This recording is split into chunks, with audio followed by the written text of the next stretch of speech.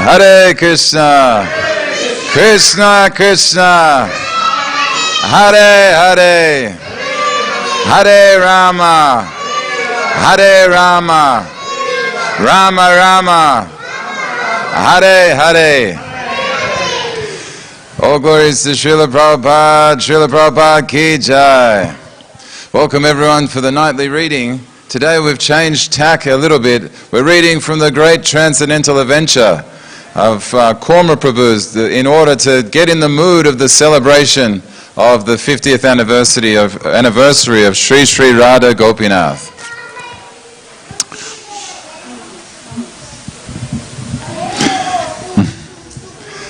So we're just going to go to excerpts that Srila Prabhupada particularly spoke about Sydney. So Prabhupada visited Australia 6 times and New Zealand 3 times between 1971 and 1976, staying a total of 80 days. Srila Prabhupada personally installed the 3 sets of deities now worshipped in Sydney, Melbourne and Auckland. In the cool early morning hours, Srila Prabhupada took a total of 75 morning walks at 15 different parks, gardens and beaches around Australia and New Zealand. He gave a total of 68 morning and evening classes there on Srimad Bhagavatam, Bhagavad Gita and Sri Chaitanya Charitamrita. Srila Prabhupada was eager to speak to whomever would hear his message. Many guests heard from Srila Prabhupada in his various rooms around the yatra. These people included a bishop, priests, reporters, monks, scientists, politicians, trade union leaders, mothers and fathers of devotees, journalists, surfers, writers, doctors, nurses, psychiatrists, students, members of the Indian community, initiated, aspirant and wayward disciples. Srila Prabhupada spoke at 20 public speaking engagements in Australia and New Zealand, including universities, schools, TV stations, monasteries, town halls, chapels, hotels, an art gallery, Indian community halls, theatres, etc. While in Australia and New Zealand, Srila Prabhupada also worked on his translation and commentaries to Srimad Bhagavatam, Cantos 3, 4, 5, 6 and 7, and Sri Chaitanya Charitamrita. He completed the preface to his Bhagavad Gita as it is in Sydney on May 12, 1971. Srila Prabhupada ki jai. Srila Prabhupada danced at the 1974 Melbourne Ratha Yatra Festival, gave 8 press conferences, presided over 11 fire yagyas, and initiated over 200 disciples in Australia and New Zealand. I thus had rich resources from which I gathered information from this book. Audio recordings for His Divine Grace's numerous lectures, morning walk conversations and room conversations, letters and books, media coverage from newspapers, magazines and television, films, videos, photographs, and some personal recollections make up a good portion. By far the most significant, rich and detailed material, however, came from the 180 or so persons that I interviewed between 1992 and 1995. Those fortunate souls were able to recall their association, be it brief or ongoing, with Srila Prabhupada in connection with his mission in Australia and New Zealand. Piecing together their recollections was like assembling a giant transcendental jigsaw puzzle. It was a long yet rewarding task. Along with describing Srila Prabhupada's visits, I have also interwoven the history of the International Society for Krishna Consciousness, ISKCON, in Australia and New Zealand. Such a history, of course, cannot be separated from the life of Srila Prabhupada. The complete picture, in the shape of this book, is an honest, though flawed, attempt to glorify my spiritual master. Prabhupada's personal life created an astounding and permanent impression on the world. My hope is that I have succeeded in revealing a glimpse of his amazing and exemplary South Seas pastimes, the establishment, nourishment, and maintenance of his International Society for Krishna Consciousness in Australia and New Zealand, the great transcendental adventure. Korumbadas, 13th of March, 1998, Gaurapanim, Melbourne Mahaprabhu Mandir, Melbourne, Australia.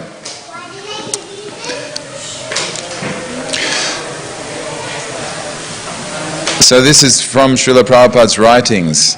In this connection, I may give you the example of the boy Subal, who is struggling in Santa Fe.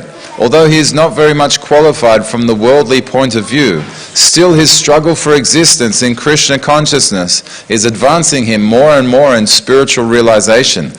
So far as I know about you, you are an intelligent, qualified and willing worker for Krishna consciousness. And I hope if you try to establish a center at our society in Sydney or any one of the important cities of Australia, it will be a record in the history of Lord Chaitanya's movement. I hope with this seriousness you will go there and always pray to Lord Chaitanya to help you.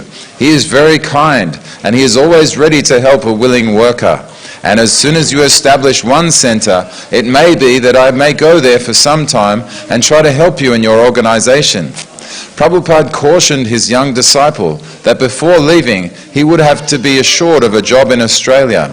Here in America, you are working and you are getting some money, but in Australia, if you do not immediately get some occupation, it will be risky. So you must consider all these pros and cons intelligently, and then, depending on the grace of Krishna, you can go there, chanting all the ways. Hare Krishna, Krishna Krishna, Hare Hare, Hare Rama, Rama Rama, Hare Hare. Later, Prabhupada added, please keep me informed about your plans and programs for Australia.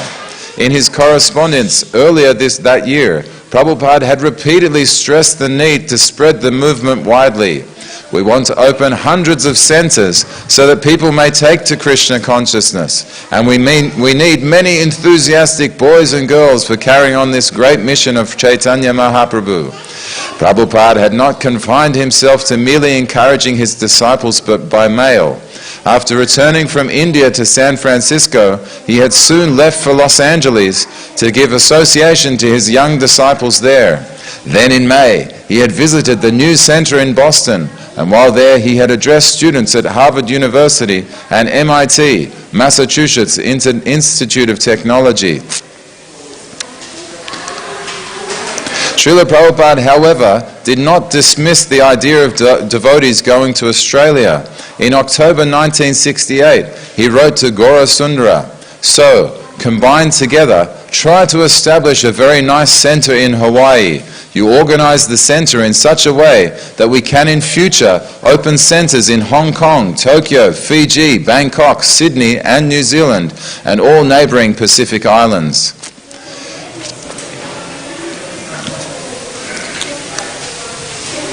So by June of that year, the deities of Radha and Krishna had been installed in Los Angeles, which was now becoming the epitome of success for the rest of the society.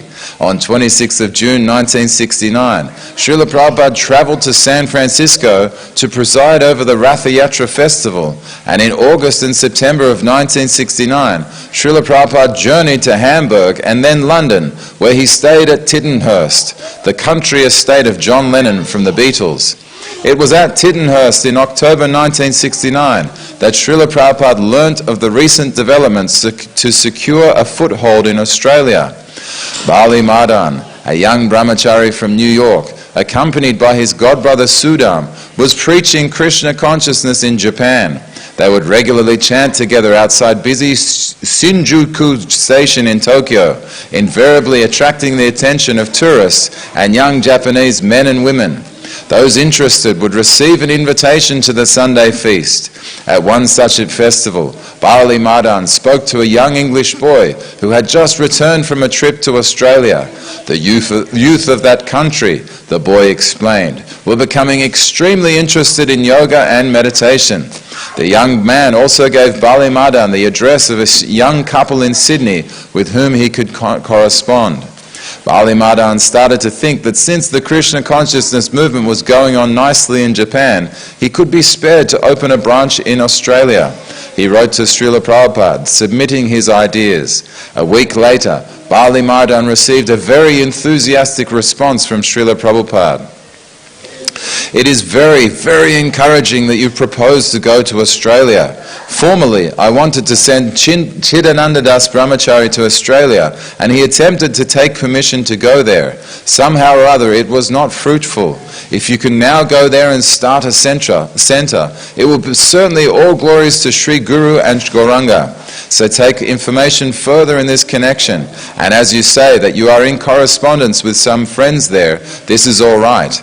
In the meantime, make the Kyoto Center strong enough to stand up, and then you can immediately attempt this great adventure. Krishna will help you.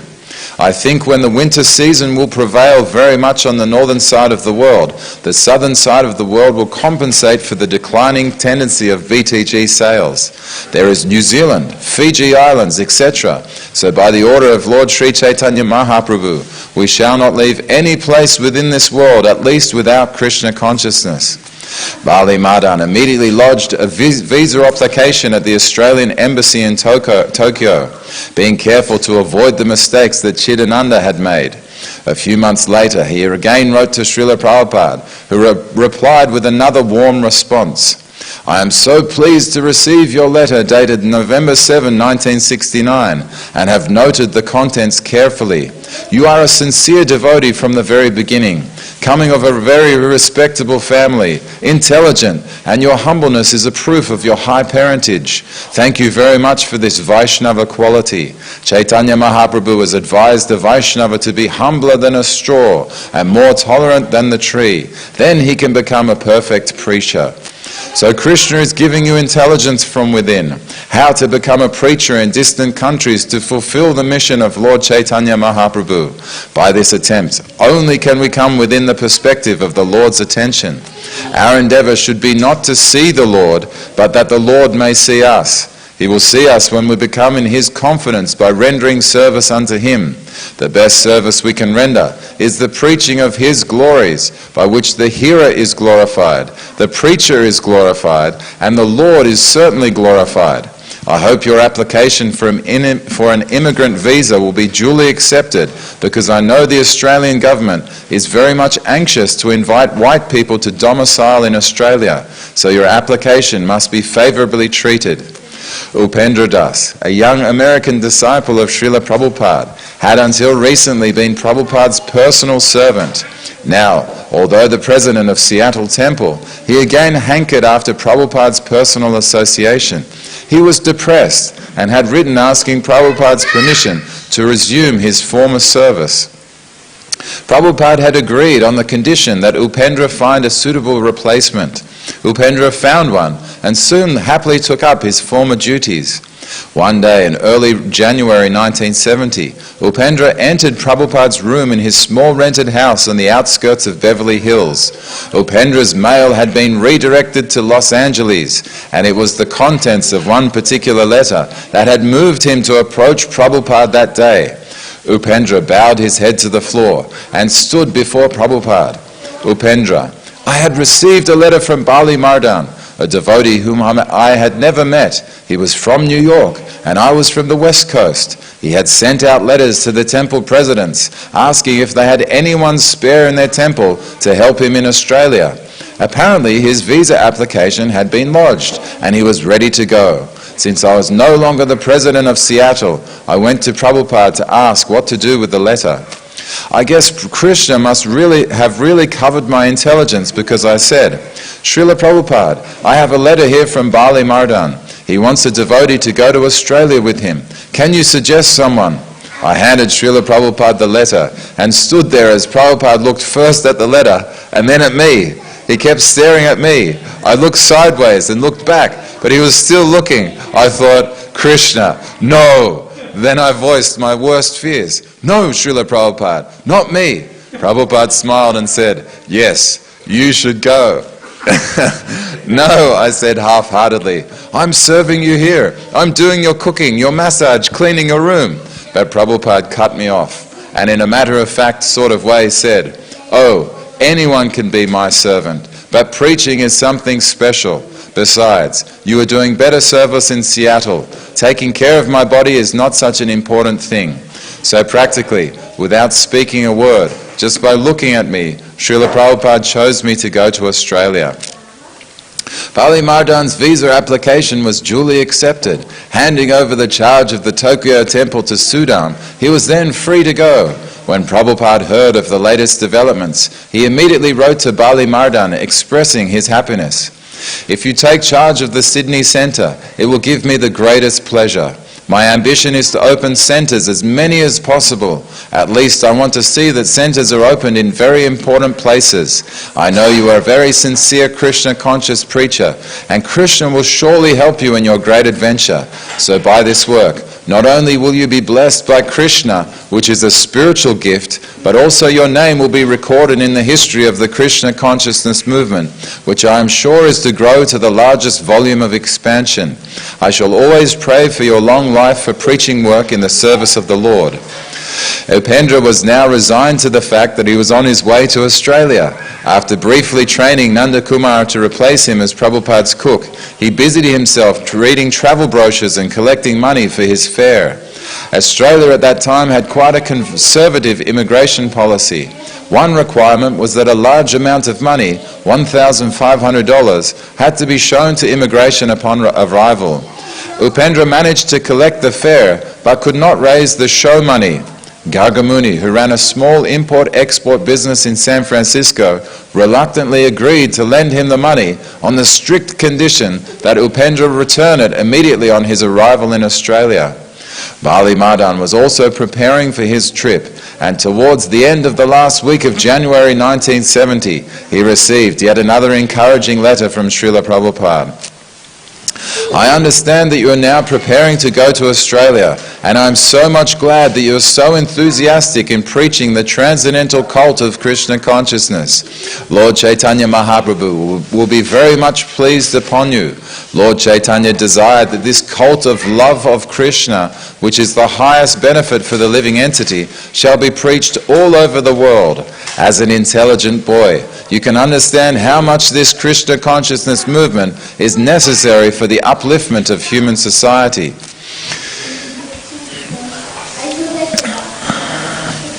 So in early February 1970, Bali Mardan arrived in Sydney, Australia's largest city, with practically no money and only a few Back to Godhead magazines. The young couple with whom Bali Mardan had corresponded picked him up at the airport and accommodated him for a few days in their house in an outer Sydney suburb. They were friendly and willing to help, and although not really interested in Krishna consciousness, had helped him so far. Bali Mardan asked the couple where they suggested he go, some central spot in Sydney. They suggested King's Cross, which from their description sounded to Bali Mardan like the Greenwich Village of Sydney. Next day, Bali Mardan moved to King's Cross, where he found a cheap room and stayed for a week to become familiar with the area. Having distributed the few Back to Godhead magazines that he had brought with him from Japan, Bali Mardan, on an off chance, contacted Macmillan Books in North Sydney and found that they had a stock of Srila Prabhupada's Bhagavad Gita. The Macmillan Company had recently finished printing 1,500 hardbound copies and 35,000 paperback copies of Bhagavad Gita as it is. Although Macmillan had abridged the original Gita manuscript more than 50%, Srila Prabhupada still considered it a victory. The first authorized Parampara edition of Bhagavad Gita in the West, he had said. Bali Mardan purchased all that the Sydney branch of Macmillan had in stock and started to distribute them.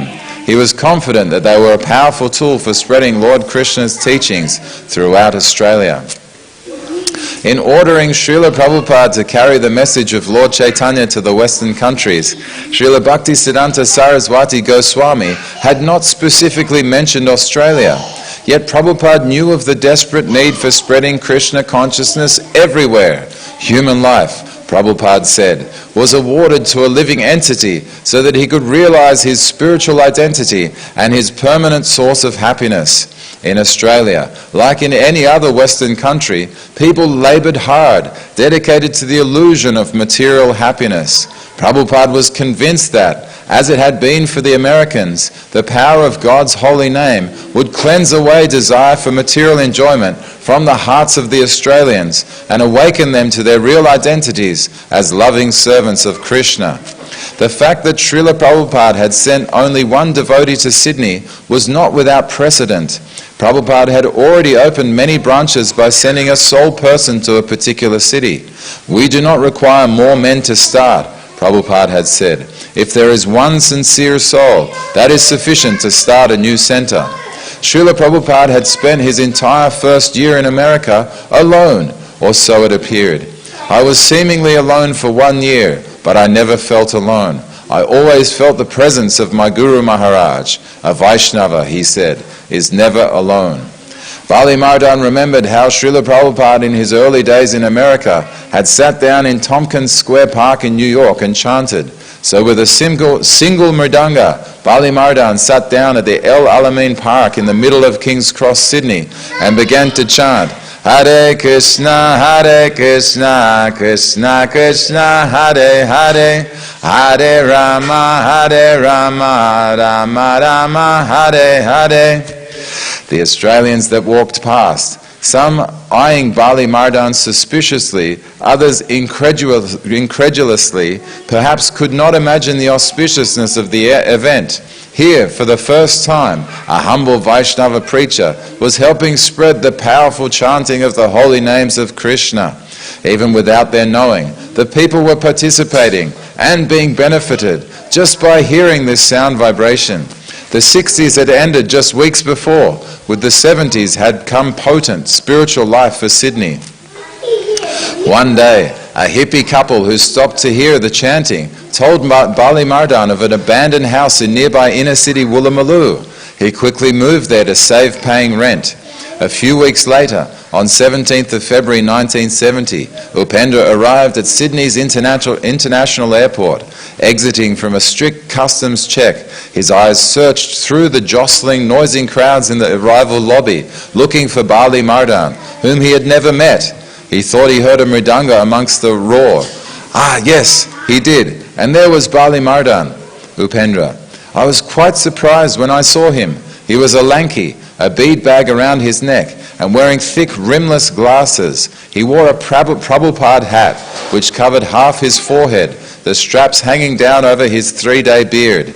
He appeared unappealing to my eyes, rather like an ascetic, with a wrinkled kurta over similarly wrinkled jeans. I was expecting a little bit more, but at least the kirtan was heartwarming.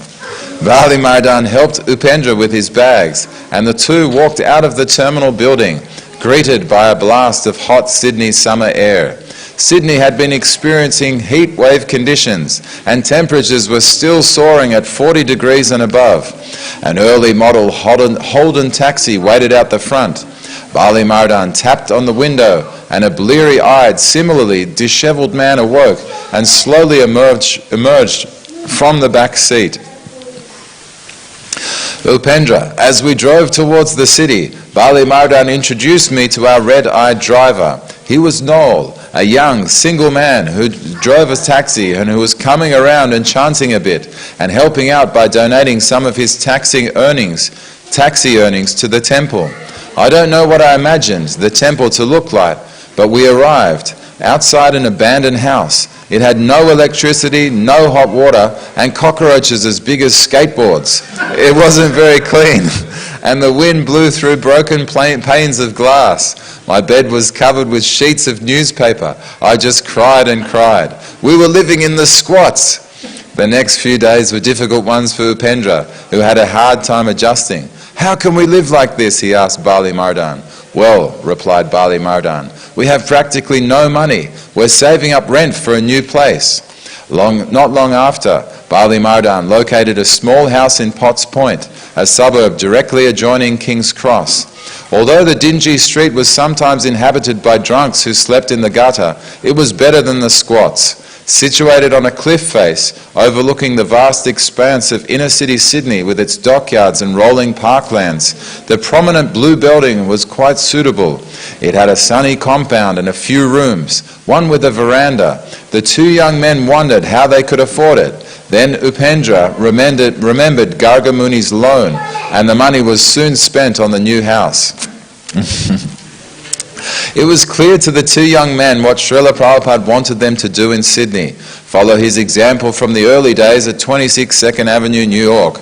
Preaching, cooking, writing, talking, chanting, he had said. Bali Mardan and Upendra knew that this was now a tried and tested formula. So many of their godbrothers and godsisters had gone to various places and tried the same process in Boston, St. Louis, Montreal, San Jose, Santa Fe, Hamburg, London, and they were meeting with success. And Prabhupada had several times reiterated what the actual standard of success was. I never thought about the audience, he had said. I was prepared to chant even if there was no one to hear me. The actual principle of chanting was to glorify the Lord, not to attract a crowd. If Krishna hears nicely, then he will ask some sincere devotees to gather in such a place. Bali Mardan and Upendra went out each day into the sunny streets and parks of inner Sydney, one chanting and one distributing literature. The small stock of Back to Godhead magazines had long been distributed. They had requested more from America, and now their Macmillan Bhagavad Gitas were practically all gone. Upendra. Almost immediately, we wrote up a single-sided piece of paper with a picture of Srila Prabhupada and excerpts from his essay on chanting Hare Krishna, and printed up copies, which we sold for 20 cents. It wasn't much, but it was something. We'd hand them out and ask for 2 bob. 2 bob, they'd say, for a piece of paper? But at the end of the day, we'd count up all our money. Bali Mardan wrote to Srila Prabhupada in Los Angeles with news of the Sydney Centre. Upendra had added a short postscript, plus a clipping from a local newspaper, the first to appear in Sydney's press, entitled, Bali has brought a message. The article described Bali Mardan as being high on God. Publishing the Hare Krishna mantra in full, the article described Bali Mardan's mission. Bali arrived in Sydney a fortnight ago after singing and dancing for 6 months in the streets of Tokyo. His hope is to establish a Sydney centre for Bhakti Yoga. One day, after returning home from Sankirtan, the men were happy to find a small blue aerogram inside the little mailbox next to the front gate. Bali Mardan eagerly opened the letter and read aloud, My dear Bali Mardan, please accept my blessings. I beg to acknowledge receipt of your very encouraging letter dated 18th of February 1970, and I have noted the contents carefully. It is also very much pleasing that you have liked the company of Upendra, and both of you combined together will surely carry successfully our Australian yatra. I am very much pleased with your behavior in the matter of progressing our Krishna consciousness movement. You took up very seriously my desire for opening a centre in Australia, and you volunteered to take up the responsibility. So all these things are very much encouraging. In our Krishna consciousness movement, the first qualification required by the devotees is enthusiasm. Then work it out patiently and with conviction, then it will surely be done. But at the same time, we must be very strict in following the regulative principles and completing the 16 rounds, chanting. Our dealings should be very clear with others, and we must always keep company with devotees. Please do not hesitate to write at least once fortnightly so that I may be kept informed of the activities. You are doing so much for fulfilling the desire of my spiritual master, so you are indirectly the representative of my Guru Maharaj. He has been helping me in this matter by sending so many young boys and girls. Otherwise, who would help me in this mission while I came here empty-handed and without any friend? I can only pray to Krishna to take care of you. Otherwise, I cannot repay your sincere service in my mission. Please offer my blessings to Upendra, and I am awaiting to hear from you again. Srila Prabhupada was proud of the achievements of his young disciples in Sydney. He happily sent news of their success, along with copies of the first Sydney news clipping in his worldwide correspondence throughout February and March of 1970. Upendra and Bali Mardan took Srila Prabhupada's request to write to him at least once every fortnight very seriously. In one such letter, Upendra had noted that it appeared that the Australian public did a great deal of reading. Prabhupada replied that this meant that there was good scope for distributing books in Australia. Prabhupada stressed that there was already more than enough literature to satisfy the most voracious appetite for reading matter. the 3 volumes of Srimad Bhagavatam, Bhagavad Gita as it is, teachings of Lord Chaitanya, the nectar of devotion, and Krishna, the Supreme Personality of Godhead, as well as Easy Journey to Other Planets. Srila Prabhupada suggested that the Sydney Centre also immediately order from Boston copies of the new Sri Ushopanishad. The young men complied. Bali Mardan also reported to Srila Prabhupada that, considering the size of the crowds that had congregated as the young men performed Sankirtan, there appeared to be a good opportunity to present Krishna consciousness to Australia's youth. He outlined his plans for chanting and book distribution on college campuses, starting with Sydney University. Prabhupada was happy to hear the news. I am pleased to learn about the arrangements which you have already made. Here also, in the States, in 2 important colleges, our teachings of Lord Chaitanya has been taken as a study course, and 2 other colleges have purchased lots of books for their students. The books and literatures which we are presenting are unparalleled, at least in the Western countries. So if you can convince the parties concerned, you can also introduce our books and literature for studying in the university circle. So I am awaiting your report of the university meeting. Your sincerity of purpose will itself help you more and more, because the Lord is sitting within your heart, and as soon as He sees that you are required to do something for His service, He will immediately give you all facilities. Although Srila Prabhupada was not generally in favour of importing devotees, he preferred the devotees be made from local men and women. He conceived of a unique plan for Australia. Prabhupada had the idea of sending young brahmacharis from England to help with the preaching in Australia, and had written to Mukunda in London. I have received word that English citizens can fly to Australia as immigrants, and the cost is only $20 per person. So under the circumstances, you can send me some brahmacharis to help out our new centre in Sydney. This will be best, because the British government will bear the expense of their transportation. Also, you can help them out by sending them the papers of ISKCON Limited from London, so they can immediately incorporate as a Commonwealth branch. The Sydney address is as follows: ISKCON Temple, 26 Hordens Place, Potts Point, New South Wales, 2011. The chanting of Hare Krishna was becoming well known in Sydney. The Hare Krishna single, with the devotees chanting Hare Krishna with George Harrison, the famous Beatle, released in October 1968 on the Apple label, was now 4th on Sydney's top 50 and steadily climbing. The newly opened musical Hair, with the rousing Hare Krishna chanting as its finale, was playing to a packed house in the Metro Theatre, King's Cross. The 2 young devotees pushed on their preaching efforts. Gradually, a few people showed more than a passing interest in their Sankirtan efforts. Long-haired Bill Willis from Berkeley, California billed to his friends, was becoming more and more disgruntled with material affairs. His father was a Pan Am pilot and had offered Bill a free ticket anywhere in the world. His friends had headed off to Europe, but Bill, now a vegetarian and macrobiotic, decided to head to Hawaii, Auckland and Sydney. Renting a flat on Darlinghurst Road, King's Cross, Bill sometimes found himself wandering the streets, past the seedy bars and strip clubs. One day he sighted a devotee in a knitted cap and sweater, and as they both crossed paths, the devotee smiled warmly and said, "Hare Krishna." They talked, and the devotee, who introduced himself as Upendra, invited Bill to their temple. It wasn't Bill's first encounter with devotees. During his Berkeley days, he had given a devotee on Telegraph Avenue a donation in exchange for a card with the Mahamantra on it.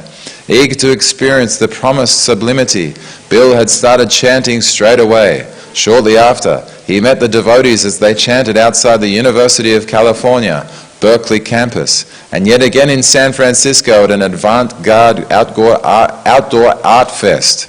Now in Sydney, Bill was happy to discover that the temple was only a few minutes from his apartment. He started visiting the temple daily and was impressed by Upendra's convincing presentation of the philosophy of Krishna consciousness. Some days he would join them in their street chanting, and especially enjoyed visiting the temple for prasadam, which he found delicious. 20-year-old Jane Wesley, a film actress from Melbourne, had recently co-starred with Mick Jagger of the Rolling Stones in Ned Kelly, the story of Australia's most notorious bushranger. Now she was pursuing her film and television acting career in Sydney. One day, as she returned from work to her apartment in King's Cross, she saw Bali Mardan, Upendra, and Bill chanting at the El Alamein Park. Jan: at first I thought they looked a little strange. Were they Buddhists? But I recognized their mantra from the musical hair, which was very big at the time. I approached Bali Mardan and asked him what he was doing. He told me and handed me a card with the mantra on it. He suggested that if I sung this mantra, it would free me from all anxiety. I took the card home and stuck it on the kitchen wall. I was taking singing lessons, so I decided to practice by singing the mantra every day. In his continuing correspondence with his two young disciples in Sydney, Srila Prabhupada had encouraged them to expand their preaching activities to include university campuses. In one letter, he had given an analogy. If one attempted to bend mature bamboo, he said, it would crack and break. Australia's youth, however, were like green bamboo, which, while young, could still be bent and carved. The younger generation, he concluded, were the future hope of the Krishna consciousness movement. Tuesday, 12th of March, was a mild autumn day at Sydney University. Students sprawled around, chatting and eating their lunch on the well-kept lawns that surrounded the striking Gothic-style buildings of Australia's oldest campus. Upendra and Bali Mardan had planned for an inaugural Sankirtan festival on the lawns that morning. Sydney University student newspaper Honi Soit had enthusiastically advertised the event. "Hare Krishna arrives," exclaimed the article, accompanying a photo of the New York devotees performing street Sankirtan. Two disciples of the Hare Krishna movement will conduct a front lawn be-in of Hare Krishna chanting and dancing in transcendental ecstasy on Tuesday. They believe that the words Hare Krishna produce transcendental sound vibrations, which instill a state of ecstasy on the chanter, freeing him from the material, illusory complexities of life. A disciple will set himself up in a park with a drum or other musical instrument and begin the Hare Krishna chant.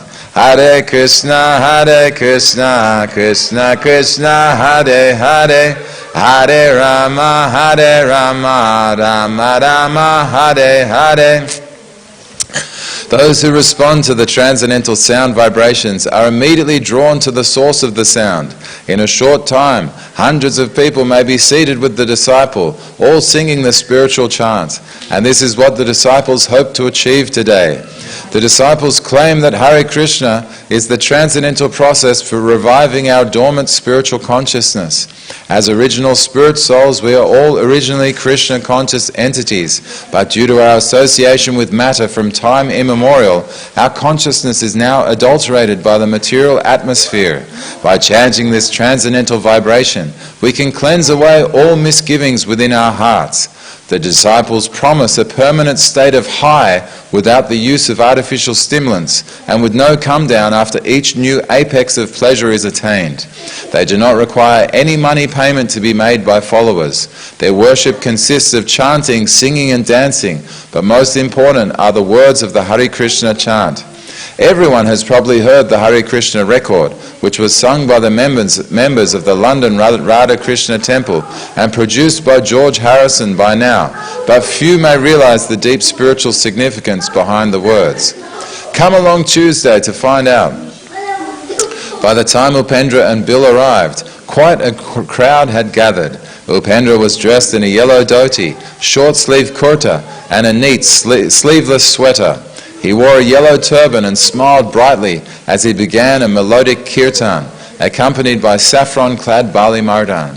Bill, who had recently moved into the temple, chanted beside them with a freshly shaven head. It was a striking sight. Upendra's chanting and the devotees' response drew a large circle of students. As the drum rhythmically thudded and the sweet tinkling kartal sound filled the quadrangle, the students started dancing in a circle. The kirtan increased in tempo. Soon hundreds of young men and women were chanting in a circle, some holding hands, some leaping freestyle in the transcendental be-in. Suddenly, a young man rushed up to Upendra. "You're on the radio," he said. He pressed a small transistor to Upendra's ear, who, now beaming brightly, listened to the radio between mantras, nodding and grinning in approval. It was Jamuna and the London devotees chanting Hare Krishna with George Harrison on his latest Apple single. After the ebullient one-hour kirtan, Upendra and Bali Mardan were convinced that there was great hope for spreading Krishna consciousness in Australia. These young boys and girls were making spiritual advancement and having fun. Bali Mardan and Upendra began to make plans to start a Hare Krishna club at Sydney University. Srila Prabhupada ki, great transcendental adventure ki, Jai Jai Shri Radhe Gopinath. Okay, Jai Prabhupada. Srila Prabhupada ki Jai.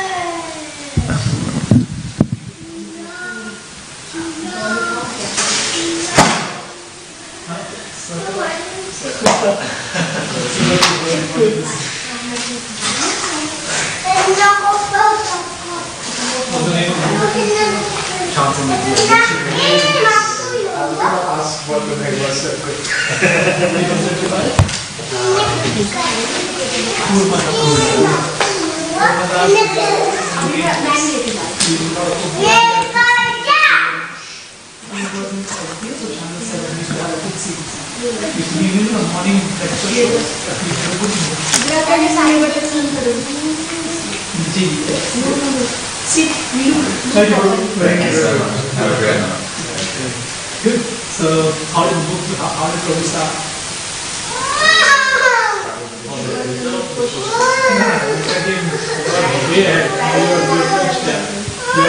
You're 20%. How did it begin? And then he got one of his friends coming from the airport. Yeah, that's what you started. You're at 10%. You were all here at the beginning. I'm thinking that Tokyo. Yeah, Tokyo, you're still in the 10%. That's all right. So it begins by Srila Prabhupada's script about how preaching is very important. One should share Krishna consciousness, right? So it begins with that. And then it taking that out and it begins the actual journey of how the Yatra here begins. In as early as 1968, Srila Prabhupada said we should open centers in all over, in Tokyo, in Australia, in Fiji Islands. Srila Prabhupada's reach is quite far. He was saying that no suburb should be left undone. And what did he say? On the order of Lord Chaitanya. You know the shloka. Prithviyache Nagaradigram Sabata Prachare Haridanam Lord Chaitanya. That's it. On that order we go. That's the order, right? Good. So now you begin the actual journey of who was the first person? Bali Mardan Prabhu. So you will see, sometimes you see one person with like long beads and all, Bali Mardan Prabhu is clear. So yes, and where was he? He was in Tokyo. He was there 6 months chanting and then he wrote a letter to Prabhu. Immediately Prabhupada. And Srila Prabhupada always used to write this that I had noted that until the letter was written. You always wrote this line, so I love that. And then? Then he was reading the letter and what he was looking at it was actually his name was?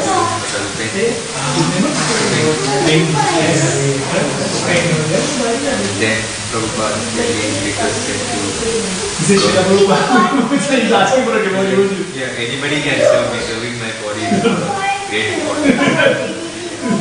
That was really funny, like the way Prabhu did it. And then we requested to go there and then the visa process starts and they were like requesting 14 or some amount of money on arrival.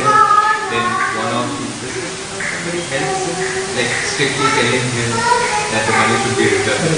But even when he spends it on them. What was the name of the devotee? So these are all Srila Prabhupada. These are the So Srila Prabhupada used to call him Garga Money. Garga Money. Throw money. He needs a lot of money. Instead of calling Garga Money. And then